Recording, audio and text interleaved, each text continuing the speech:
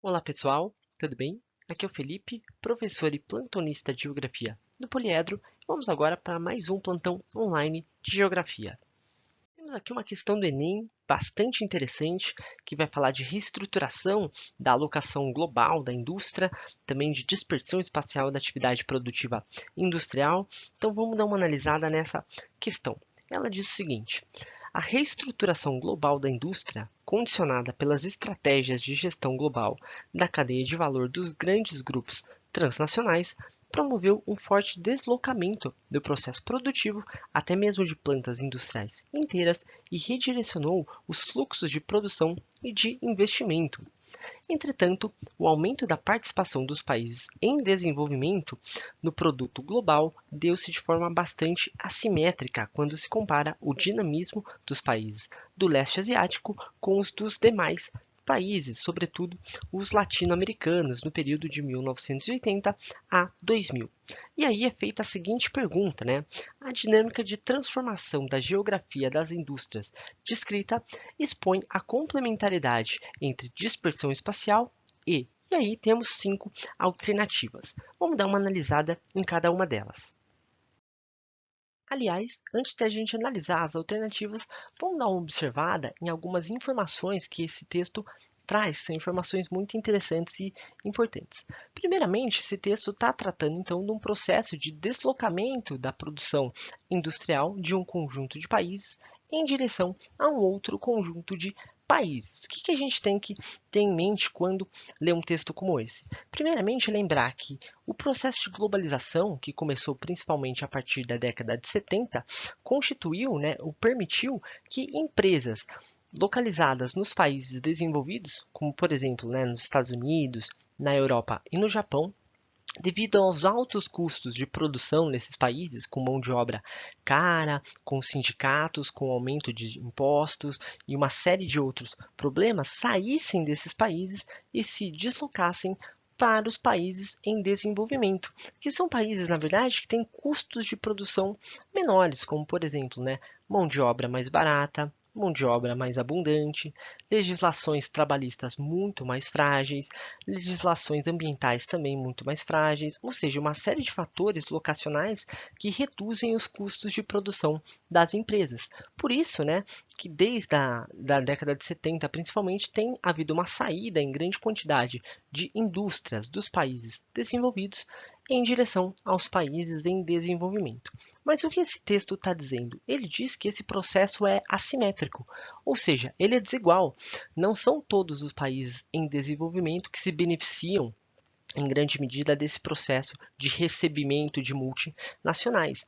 Alguns países, como por exemplo os do leste asiático, países como China e Coreia do Sul, se beneficiaram muito com esse processo e hoje, inclusive, estão entre os maiores exportadores de produtos industrializados do mundo, ao passo que países como os países latino-americanos, para não falar dos países africanos, esses aí não se beneficiaram muito com esse processo, não. Então é isso, na verdade, que esse texto está trazendo, essa ideia, tudo bem? Existe um deslocamento da produção industrial dos países desenvolvidos em direção aos países em desenvolvimento, mas esse processo é desigual. Alguns países em desenvolvimento se beneficiam muito mais desse processo do que outros. E aí, voltando, o que é perguntado, só para a gente relembrar? A dinâmica de transformação da geografia das indústrias descrita expõe a complementaridade entre dispersão espacial, que é esse processo que a gente viu, e qual outro processo, Vamos ver as alternativas. Primeiramente, alternativa A, autonomia tecnológica. Na verdade, o fato de haver um deslocamento de indústrias dos países desenvolvidos em direção aos países em desenvolvimento não significa que vai haver uma perda de autonomia tecnológica nos países desenvolvidos, porque eles continuam tendo todo o know-how, os conhecimentos básicos para a produção de tecnologia, então não há uma perda de autonomia, mas também não significa necessariamente que os países que recebem multinacionais vão desenvolver autonomia tecnológica. Não é só porque uma multinacional se instala no país que esse país passa a ter todos os conhecimentos necessários para a produção de tecnologias localmente, tudo bem? Então, por conta disso, a alternativa A vai estar incorreta. Agora B, crises de abastecimento. Na verdade, não há nenhum tipo, né, de relação que a gente possa estabelecer entre esse processo e crises de abastecimento. B está incorreta.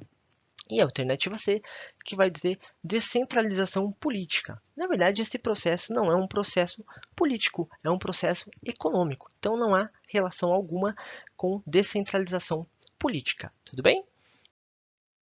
E a alternativa D, que vai falar em concentração econômica. Essa alternativa faz muito sentido se a gente pensar o caso dos países em desenvolvimento. Lembra que o texto mostrou que é um processo assimétrico, ou seja, alguns países se beneficiam um pouco, como é o caso de países latino-americanos e países africanos, mas outros países se beneficiam muito, como é o caso, por exemplo, dos países do leste asiático, mas outros países ali na Ásia também, né, como por exemplo Singapura, Hong Kong, Taiwan, que não são exatamente países, né, pertencem indiretamente à China, mas enfim, vários países da Ásia se beneficiam muito mais desse processo de desconcentração industrial do que países latino-americanos ou africanos. Portanto, se a gente observar sobre essa perspectiva, está havendo o quê?